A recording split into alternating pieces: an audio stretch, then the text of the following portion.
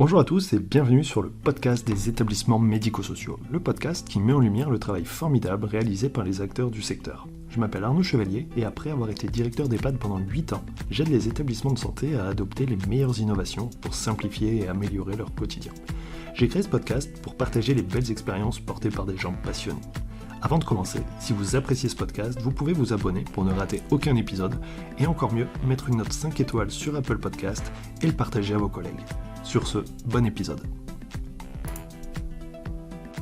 Bonjour à tous, aujourd'hui je discute avec Bastien Klepper-Bertrand qui est kiné et notamment qui intervient pas mal en EHPAD depuis 2019 et qui est aussi le fondateur ou cofondateur, tu m'as dit, Cofondateur. de la startup K3W qui a pour mission, pour objectif de promouvoir la kiné en EHPAD. Du coup, ensemble, on va parler kiné, on va parler du rôle du kiné, on va parler prévention des chutes.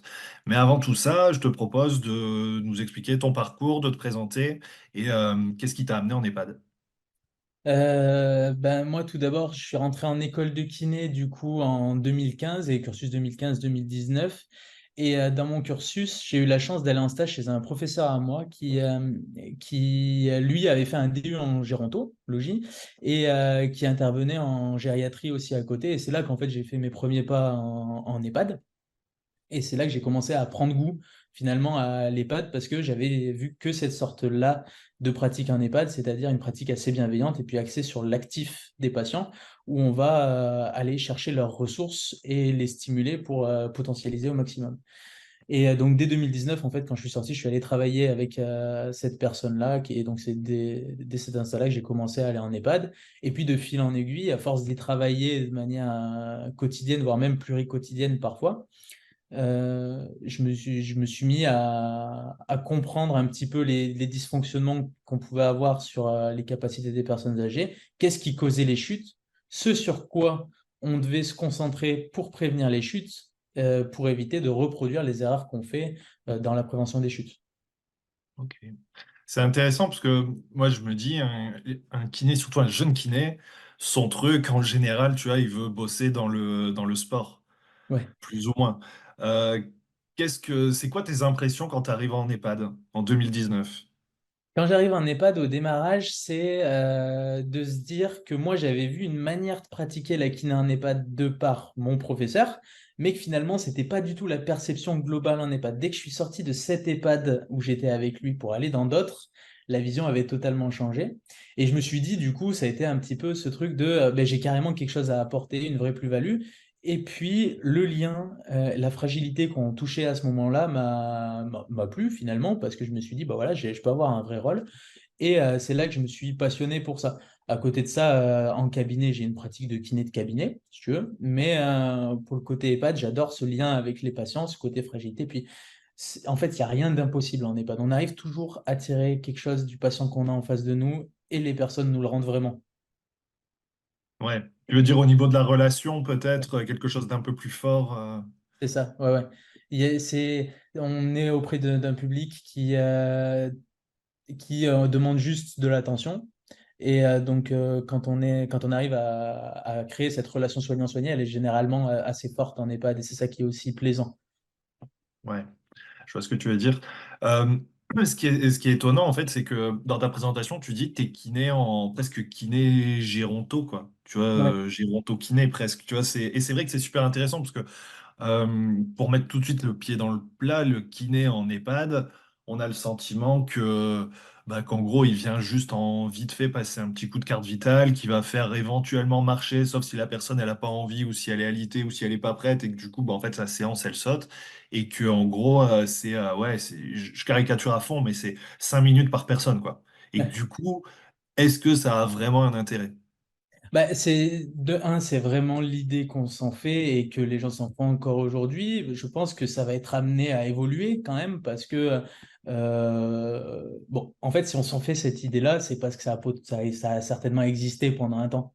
Et j'imagine que ça continue d'exister aussi. Ouais, voilà, pour plein de raisons. Après, tu Ouais. vois, parce que c'est facile de critiquer, mais c'est vrai que logiquement, il faudrait embaucher des kinés, avoir des Mm. kinés à temps plein. Et on sait qu'à travers juste les questions de rémunération et de grille, ce serait un salaire, je crois que c'est sur une grille quasiment infirmier.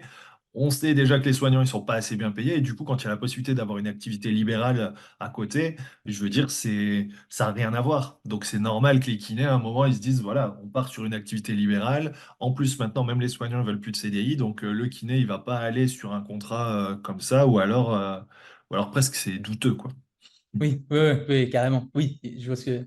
Et oui, donc voilà, c'était un petit peu cette idée-là. Alors que pour le coup, on a un rôle hyper important à jouer et on a une batterie d'outils qui va être vraiment énorme pour intervenir en EHPAD. Déjà, la première chose, hein, c'est que à travers nos actions, si on cible bien les capacités des résidents, on va pouvoir aider tous les autres professionnels de santé qui gravitent autour, à commencer par les soignants au niveau des, tu sais, des transferts, etc. Si nous, dans nos séances, on va aller travailler sur cet aspect-là, sur le côté actif, sur aller stimuler les muscles qui vont être utiles pour les soignants derrière, bah forcément, ça va rendre plus facile le travail des soignants derrière, etc. Et on va pouvoir potentialiser chacun nos actions. Nous, en tant que kiné, faciliter la vie des soignants, et puis les soignants, en continuant d'utiliser l'actif, faciliter la vie du kiné qui pourra progresser, etc.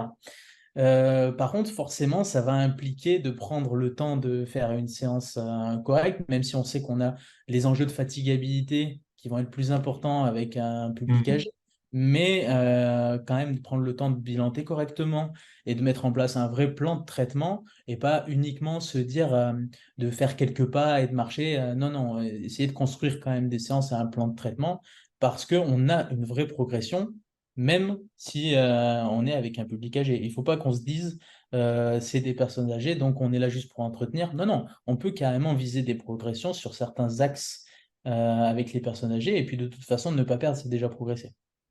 Ouais, et ce qui est super intéressant dans ce que tu dis, mais c'est toute la problématique de l'activité libérale, c'est justement l'échange et le lien avec le reste de l'équipe pour partager. Je l'ai vu il y a pas longtemps dans un établissement où justement le kiné est en interne, et en tout cas il est là tout le temps, du coup il participe et il peut donner des infos à l'équipe. Et ce qui était super intéressant, c'est que l'équipe disait, bah, je vois le kiné faire des trucs avec le résident, et du coup je me dis que bah, je suis en train en fait, qu'il est capable et que je peux faire et que je peux lui demander d'être debout, je peux lui demander de se déplacer lui-même, je peux lui demander de faire les choses. Alors que si j'avais pas vu le kiné le faire, j'aurais jamais osé parce que Bien bah non, sûr. il est pas capable et c'est dangereux. Mais c'est ça. Et bien, globalement, c'est exactement ce qu'on pense quand on est une personne et qu'on vient de commencer à travailler en EHPAD, en fait. Mais c'est vrai que nous, en montrant, on va vraiment entraîner une dynamique positive. Moi, par exemple, je vais te dire, quand je pars d'un EHPAD, enfin, déjà, quand j'arrive à l'EHPAD, je fais le tour, je discute avec les soignants, première chose, avant même d'aller voir les patients. J'ai une activité libérale en EHPAD, hein, mais je commence par arriver, faire le tour, regarder avec mes patients quelles problématiques il y a pu avoir. Après, je fais mes séances et puis après, en repartant, soit je vais voir le médecin co s'il est là. Maintenant, il y a des médecins généralistes donc un salarié en EHPAD, pareil, je passe le voir. Puis je vais voir les équipes, les infirmiers souvent, pour donner mes impressions sur certains patients. Bien sûr, je ne fais pas un rendu sur tous les patients, mais je vais donner mes impressions, etc. Et c'est vrai que cette communication me permet à moi aussi en tant que kiné, et je conseille à mes confrères de faire ça aussi, parce que ça valorise à fond notre pratique. Et on peut travailler avec les patients avec des vrais plans de soins. Et quand tu es libéral, ce côté pluridisciplinaire, tu l'as pas forcément. Quand tu vas en EHPAD, tu peux en profiter pour stimuler ton côté pluridisciplinaire. Ouais, ce qui peut être sympa. Après, j'abuse en disant que les kinés, ils passent 5 minutes et ils vont chercher la carte Oui, vitale parce que j'ai vu aussi des kinés qui prenaient le temps avec l'équipe et qui arrivaient à faire des trucs extraordinaires avec des résidents qui voulaient rien faire. Mais c'est vrai qu'à chaque fois, ça demande un temps d'échange, de discussion et de préparation. c'est On ça. peut pas arriver et dire hop, hop, bonjour, c'est parti, debout, on y va, tu vois, 10 pompes et c'est Hmm, parti. Il y a ce temps aussi d'échange et de relationnel qui est vraiment indispensable, quoi. bien sûr. Ok, donc ça, c'est le rôle du kiné. Toi, tu as une activité libérale, donc on sent que tu as pu avoir peut-être un regard un peu différent par rapport à une expérience. Et du coup, à travers K3W, qu'est-ce que tu as voulu faire? Qu'est-ce que vous avez voulu faire? Hmm. Alors, avec K3W, sur la thématique prévention des chutes, on s'est posé et finalement, on a regardé, on s'est dit, bah, qu'est-ce qu'on met en place à l'heure actuelle pour prévenir les chutes dans les établissements? parce que c'est une vraie problématique. Et puis, j'ai parlé avec ce professeur-là pour lui demander un petit peu, toi, quelles sont les limites que tu trouves, qui travaille dedans depuis 30 ans maintenant, tu as vu passer plusieurs choses, et puis qu'est-ce qu'on pourrait mettre en place, qu'est-ce qui serait envisageable finalement. Et donc, en limite, il m'a clairement énoncé le fait et il me l'a dit très vif, c'est on ne sait pas le faire.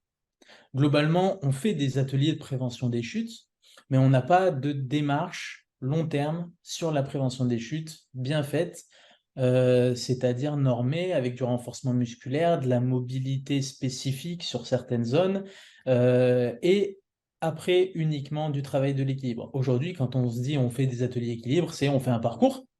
Voilà, on va faire un groupe de plusieurs résidents et puis on va faire un parcours qu'ils vont faire 3-4 fois, etc. Sauf que, alors c'est super bien, sauf que sur le risque de chute, ça n'a que très peu d'intérêt finalement. On oublie d'autres facteurs qui vont être très importants, notamment le renforcement musculaire spécifique et la mobilité des petites articulations au niveau du pied. C'est les deux grandes choses qu'on va oublier quand on fait ça. Et puis c'est surtout que si c'est une fois par semaine, c'est trop peu, malheureusement, pour avoir un vrai résultat dans le temps, même si on le fait toutes les semaines. Tu dirais que c'est quoi, du coup, la fréquence idéale? Alors, il y a des études canadiennes qui ont été réalisées sur ce sujet-là, et un protocole qui ressort pas mal sur la prévention des chutes, qui s'appelle le protocole Otago, qui indique que il faudrait donc 2 séances de renforcement sur la semaine. Quand on dit renforcement, c'est du renforcement musculaire associé à la fin à un petit travail de l'équilibre minimum pour pouvoir créer une adaptation. Sachant que le mieux, ça serait 3 fois pas beaucoup plutôt qu'une fois beaucoup. Par exemple, il vaut mieux faire 3 fois 15 minutes qu'une fois 45. Ouais, pour avoir la répartition dans le temps.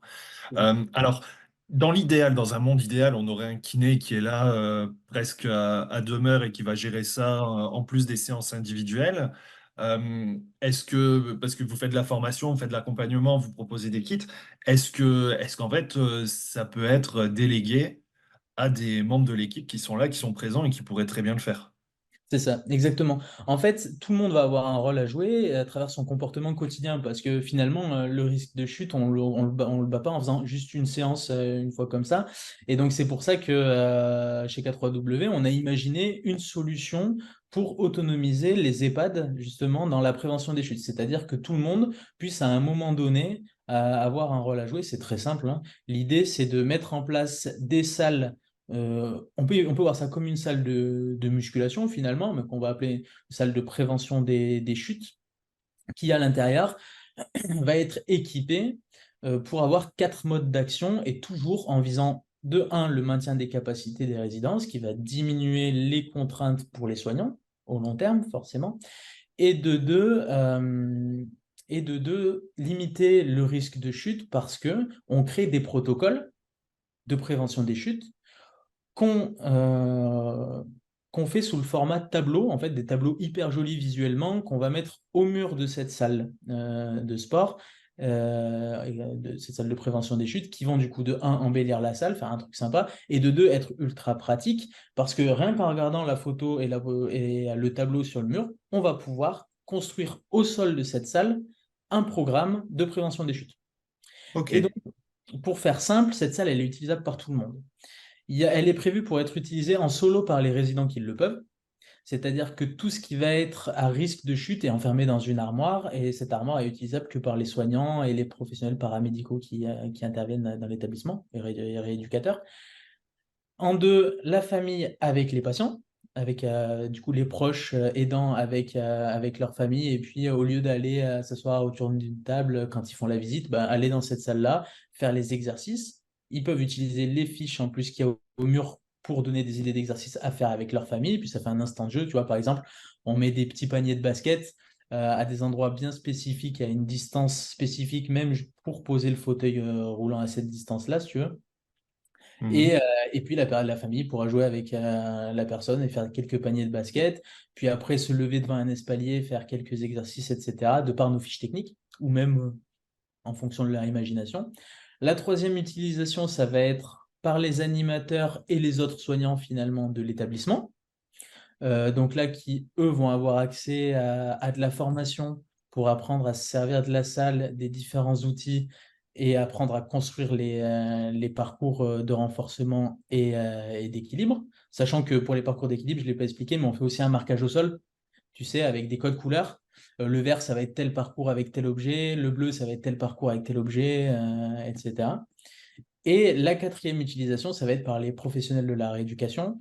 Là-dedans, on va englober, enfin moi j'englobe tout le monde, j'englobe les APA, j'englobe les ergos, les kinés, etc. Parce que tout le monde a son rôle à jouer. Et eux aussi pourront utiliser cette salle pour organiser leur séance. Il ne faut pas imaginer qu'il y a besoin d'une salle très grande. Là, on est en train d'en installer une dans un établissement, la salle fait 11 mètres carrés. Et on a tout ce Ok. qu'il nous faut. Et on a tout ce qu'il nous faut pour cet établissement. Après, bien sûr, si on a la possibilité d'avoir une salle de 50 mètres carrés, on va la prendre et l'aménager, mais même une petite salle va déjà avoir son effet, hein.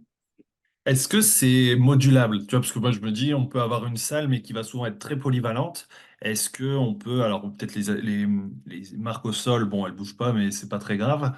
Est-ce qu'on peut du coup installer facilement, rapidement, Ouais. pour avoir ce côté clé en main? Ouais, ouais, carrément. En fait, l'idée, c'est que dans la salle, au milieu de la salle, il n'y a rien d'encombrant. La seule chose qu'on peut avoir, c'est si on décide de mettre en place des barres parallèles dans la salle, Ouais, qui vont pouvoir prendre un peu de place, mais bon, ça se décale sur le côté de la salle, on va dire. Mais pour le reste, tout le reste est étudié justement pour ne pas prendre de place dans la ok, salle. ça Et juste marche. des marquages au sol qui vont nous donner l'indication de ce qu'on doit faire avec nos proches, etc. Alors je me dis, c'est vrai que ça peut être super intéressant parce qu'en plus, une autre problématique hein, pour les kinés, c'est que venir en EHPAD, en fait, là, souvent, il n'y a rien pour faire des séances. Il y a les mains courantes qui permettent éventuellement d'avoir une seule barre parallèle auquel on peut se tenir un peu, parfois faire des squats, des trucs, mais c'est quand même très, très minime, madiste, hein. Il n'y a pas grand-chose. Euh, Mais du coup, de retour d'expérience par rapport à ça, est-ce que vous en avez ou est-ce que c'est trop récent? Alors, le retour d'expérience pour les rééducateurs, on n'a pas de retour parce que c'est pas, parce que c'est trop récent. Par contre, ce que je peux te dire, c'est que sur l'établissement où j'ai travaillé avec mon prof quand j'étais étudiant, et même j'ai travaillé un petit peu après, on avait une salle qui était collée à Ouais. la zone. Et la seule chose, c'est qu'on s'organisait dans nos plannings en fonction de cette salle. En gros, moi, je savais que quand j'allais là-bas, c'était comme si j'étais au cabinet, mais chez eux, avec un planning de patients, monsieur untel, madame untel, etc. Je prenais le temps d'échanger avec les équipes au préalable pour que tout le monde soit bien au courant que c'était comme une séance de kiné dans un cabinet, mais qui avait lieu dans cette salle-là. Pour les personnes qui pouvaient venir par elles-mêmes, parce qu'on en a en EHPAD qui peuvent venir par elles-mêmes, etc., bah, je passais dans leur chambre ou en fonction de là où ils étaient. Quand j'arrivais, je faisais le tour, je leur rappelais, je leur disais voilà, vous venez là, etc. En général, ils arrivaient un peu avant pour discuter avec les collègues, regarder, commencer quelques exercices, et je les prenais en charge dans cette salle-là. J'ai vu des EHPAD où il y avait des salles de kiné, on va dire. La seule problématique, c'est que si on met dans un EHPAD une salle qui va faire que salle de kiné, elle va être trop peu utilisée Hmm. par rapport à la place qu'elle va Ouais, c'est prendre. ça, manque de place, en fait, toujours. Donc c'est pour ça qu'on a imaginé de faire une salle utilisable par quatre, enfin de quatre manières différentes, qui fait que cette salle finalement, elle peut être tout le temps utilisée. C'est pas une perte de place et en même temps, elle a le côté pratique pour les rééducateurs qui pourront faire des vraies salles, des vraies constructions de séances dedans. Ouais, l'idée, en fait, c'est de pouvoir transformer peut-être une, deux, trois fois par semaine la salle d'activité, une salle polyvalente dans laquelle il va se passer toujours plein de trucs et où les gens ont l'habitude de venir en salle de kiné pour avoir l'activité. Et moi, ce que je trouve vraiment cool avec la notion de salle de kiné, c'est le côté où, tu l'as dit, on se retrouve. On se retrouve, on partage un moment et finalement, c'est un moment aussi, alors d'évasion, c'est un grand mot, mais où en fait, on peut penser à autre chose, on peut se retrouver, on peut discuter et c'est un bon prétexte pour se retrouver. C'est ça Mais qui est sympa. carrément. C'est ça. Et on a moins cette pression. Tu sais, quand on est au cabinet libéral, les gens arrivent, ils repartent, il y a des enjeux de temps. Donc, il faut Ouais. que tu sois vraiment carré et tout. Là, j'ai envie de te dire, même si t'es pas pile poil dans ton horaire et que tu as une ambiance un peu plus, c'est pas très grave au final. Souvent, les kinés, c'est un petit peu, quand ils vont en EHPAD, ils se disent, faut que je fais comme ça pour gagner du temps, pas faire attendre ou quoi que ce soit. Mhm. Mais c'est pas grave. Ça fait partie du lien social de faire venir dans cette salle-là. Ça fait juste durer le moment un peu plus longtemps. c'est pas quelque chose de gênant et on peut tout à fait arriver, enfin moi j'arrive parfaitement et je vois mes collègues qui travaillent de cette manière-là aussi, arrivent à s'organiser avec les professionnels, les autres professionnels, les aides-soignants, les infirmiers, les médecins, etc., pour que les patients soient bien prêts et arrivent à l'heure à leur séance. Ouais, ça me fait penser à un point qui pourrait être intéressant, mais avec un environnement plus adapté, des meilleures conditions de travail, ça peut aussi donner plus envie aux kinés de venir, de Oui. rester plus longtemps et de s'investir plus en fait dans le fonctionnement de l'établissement plutôt que d'être ouais, un prestataire libéral qui débarque, qui fait son truc et puis voilà et qui finalement est pas réellement considéré. C'est vrai qu'investir dans l'espace qu'on va mettre à disposition et intégrer ça vraiment dans le quotidien et vraiment dans le lieu de vie en fait, dans la vie des résidents ça peut donner aussi envie aux kinés de s'investir un peu plus, en tout cas. Bien sûr, et surtout que quand on parle de matos pour cette salle-là, tu vois, quelque chose qui donne envie de bosser bien, Mm. etc. Déjà, les kinés ont envie de bien bosser, hein, et puis le matos qu'on met en place dans ces salles-là, on a, si tu veux, des outils de mesure de force musculaire, de variation du centre de gravité des personnes, qui vont nous permettre d'assurer un suivi et un contrôle finalement du risque de chute. Typiquement, tu sais, des courbes de force musculaire des membres inférieurs, etc. On fait nos tests qui sont tous rentrés sur une appli. Et puis, on peut suivre dans le temps l'évolution et quand ça commence à descendre, quand ça commence à monter. Et surtout, on peut partager ça avec les autres professionnels de l'établissement. Alors, pour Ouais. l'instant, il n'y a pas de partenariat avec les soins et compagnie, tu sais, mais on a une application dédiée qui fait suivre. Et, Oui, après, si c'est une mesure de temps en temps pour un résident, je veux dire, elle peut être retranscrite assez facilement, mais c'est vrai que du coup, ça redonne aussi du sens sur et de la matière, en tout cas des moyens pour gérer les évaluations, la prévention. c'est ça. Parce que quand on fait des bilans en général, bon, bah voilà, on a un bilan, c'est bien, mais on ne sait pas forcément trop qu'en faire ou comment le rendre productif parce qu'on faisait des bilans longs. Avec Mm. les outils de mesure, on peut se permettre de faire un bilan long, tu sais, au démarrage, et puis faire le suivi dans le temps jusqu'à une certaine date avec l'outil de mesure et refaire un bilan long à 3 mois ou à 6 mois, tu vois. Et, Mm. et s'assurer un suivi assez sympa de par l'outil de mesure entre-temps, parce que ça prend pas longtemps hein, sur les plateformes. Ouais, Et carrément. c'est fait par tout le monde en plus. C'est pas plus compliqué que de faire une pesée, hein. Ouais, c'est un peu l'idée, en fait. Et c'est vrai que si c'est une fois par mois et tout ça, ça reste assez correct et tout le monde n'est pas forcément 100% concerné. Oui, c'est ça. Euh, Ok, alors j'avais une question qui est repartie, mais c'était par rapport à la prévention des chutes. Est-ce que tu... Parce que c'est ça, ce qui est difficile avec la prévention des chutes, c'est que on peut bosser, mais en fait, il y aura plus de chutes, c'est bien, mais c'est difficile de valoriser le travail qu'on a fait parce que finalement, bah, la chute, elle n'a pas eu lieu, tout va bien, on s'en rend pas compte. C'est ça. Et j'ai envie de dire, c'est le problème de la prévention. Ouais, C'est quand tu fais de la prévention et que la prévention fonctionne, et ben c'est très bien, mais tu n'as rien pour le montrer. Parce qu'on peut tout le temps te dire, oui, si ça se c'est le trouve, hasard. tu n'avais rien fait, voilà, c'est ça. Après, on a de la littérature scientifique qui nous donne des infos déjà sur le fait que par rapport à un groupe contrôle, un groupe qui va faire ce type d'exercice normé bah, aura moins de chances, moins de risques de chuter. Après, il peut y avoir les chiffres internes à l'établissement sur le long terme. Un établissement qui a rien, qui le met en place et qui voit son nombre de chutes diminuer, bah voilà, ça va montrer qu'il y a eu peut-être un intérêt de cette Mm. action-là, même si c'est parfois difficilement quantifiable, parce que même si tu fais de la prévention des chutes, tu en auras quand même, tu en auras moins, mais tu en auras quand même. Et puis l'autre intérêt de la prévention, c'est aussi de faire en sorte qu'une chute soit moins grave, donc que la personne tombe, Aussi. ouais, mais qu'elle se fasse moins mal. Et ça, c'est pareil, à quantifier, c'est compliqué. Par contre, on a quand même ces outils de mesure qui vont nous permettre, dans le temps, de voir qu'un patient se dégrade moins, Mm. on va dire du moins.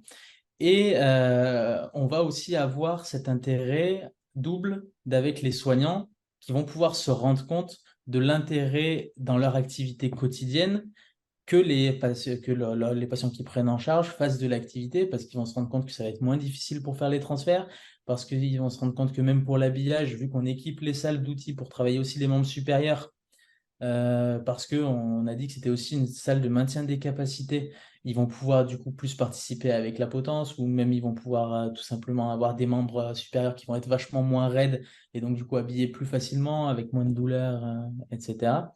C'est toutes ces choses-là qui vont permettre de rendre compte de l'intérêt d'une salle de promotion des capacités et de prévention des chutes plus qu'autre chose finalement parce que c'est encore une fois très difficile de quantifier l'intérêt d'une démarche de prévention à moins de le regarder sur un intervalle de temps très long. Ouais, bah oui, je comprends. Non, et puis après, c'est aussi l'accès aux données, le temps Oui, passé pour avoir de l'analyse, et comme c'est pas forcément très automatisé, c'est compliqué. c'est ça. Euh, comment tu perçois le retour, l'implication des équipes, puisque vous faites de la formation? Ouais. Euh, Comment, enfin, je veux dire, comment ils s'impliquent, comment ils participent? Je ne sais pas si c'est plutôt orienté soignants, aides-soignants ou plutôt paramédicaux, même si eux, j'imagine que c'est leur cœur de métier. Mais en gros, quand vous êtes sur de la formation pour la prévention des chutes, comment réagit l'équipe? Ça se passe comment? Alors globalement, d'entrée, c'est on n'a pas le temps. Ouais, Cette question de temps. Et puis finalement, tu sais, nous, on a deux formats pour faire la prévention des chutes en quelque sorte, parce que on a le premier format, c'est la promotion de l'activité à travers toutes les manutentions quotidiennes. Globalement, tu sais, c'est un peu un hybride entre la manute et la promotion des capacités. Globalement, c'est un truc un petit peu nouveau qu'on... ouais. Comment je me fais pas mal en faisant les transferts, les manutentions, ouais, voilà, C'est plutôt ça. le transfert. À Et travers une, comment, ouais, je le transfère, ouais. C'est ça, à travers en fait une démarche diagnostique plutôt que d'apprendre des techniques. Tu sais, à l'heure actuelle, les formations gestion posture, tout ça, etc., apprennent plein de Mm. techniques. On a plein de techniques et on s'en sert de quatre. L'idée, c'est de se dire, on fait une démarche diagnostique, on comprend l'intérêt d'utiliser les capacités. Bref, une fois qu'on est rentré dans ce débat, qu'on est sorti justement du non, on n'a pas le temps, qu'on est rentré dans le ah ouais, carrément, c'est vrai que sur le long terme, on peut avoir un vrai intérêt. Et ça, comment on le crée? On le crée à travers la première heure de formation. La première heure de formation, c'est ça. C'est faire comprendre qu'il y a un vrai intérêt en utilisant des vraies images, en utilisant notre expérience de soignant en EHPAD et en utilisant les éléments de langage qui sont les leurs.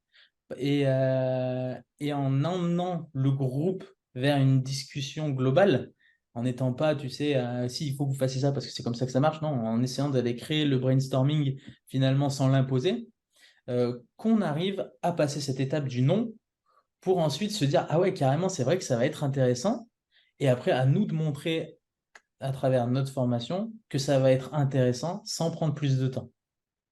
Ok. Et ça, c'est quelque chose qu'on arrive à montrer en formation, tout simplement parce qu'on pratique avec eux tout le long. On va voir des résidents, même sur la fin de la journée de formation, pour aller leur montrer que, ouais, c'est pas si compliqué à mettre en place cette méthodologie-là, parce que c'est une vraie méthodologie. Donc ça, c'est pour le premier format de promotion des capacités. Parce que promouvoir les capacités physiques au quotidien va entraîner une diminution du risque de chute à long terme, c'est une certitude. Et pour le côté plus technique de la salle, c'est en général très bien accueilli une fois qu'on a passé cette barrière de leur faire comprendre que ça n'allait pas être une corvée en plus à faire dans la journée, mais plutôt un moment de partage supplémentaire au moment où ils décident d'y aller, eux en tant que Mm. soignants, c'est-à-dire un petit peu le prendre comme le jeu, parce que c'est pas désagréable dans une après-midi d'aller faire trois exercices d'élastique pour soi à côté d'une personne âgée qui va le faire en même temps que nous, finalement. Ah, ça c'est intéressant. Ouais, c'est vrai que c'est marrant. C'est vrai que mais ça culturellement c'est dur parce qu'en gros je suis le soignant, je ne vais pas le faire quoi, tu vois. Je C'est dis ça. qu'il faut le faire et je surveille, mais je ne vais pas le faire moi. Ouais. Alors que finalement, est-ce que c'est pas juste une salle de sport pour nous aussi à l'intérieur de l'EHPAD? Parce que nous, quand on livre une salle, on fait aussi des programmes pour les soignants qui pourront D'accord. utiliser s'ils ont Cool. envie de prévention des TMS. Tu sais, on essaye toujours d'allier plusieurs types de prévention pour rendre les choses intriquées les unes aux autres. Et le soignant va venir faire les exercices en même temps que la personne âgée, puis va se rendre compte que ouais, punaise, c'est cool. Et finalement, dans cette salle, on y passe un moment de bienveillance, de détente avec toutes les personnes, tout en faisant notre travail.